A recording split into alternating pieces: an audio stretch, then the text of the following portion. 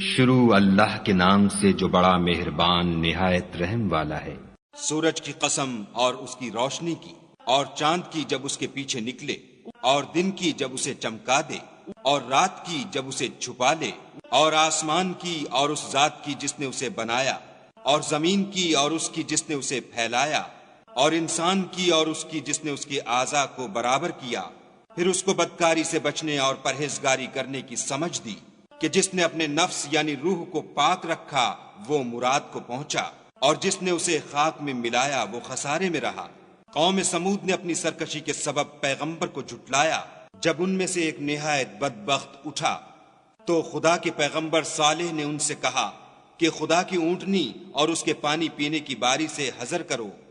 مگر انہوں نے پیغمبر کو جھٹلایا اور اونٹنی کی کونچیں کاٹ دیں، تو خدا نے ان کے گناہ کے سبب ان پر عذاب نازل کیا اور سب کو ہلاک کر کے برابر کر دیا، اور اس کو ان کے بدلہ لینے کا کچھ بھی ڈر نہیں۔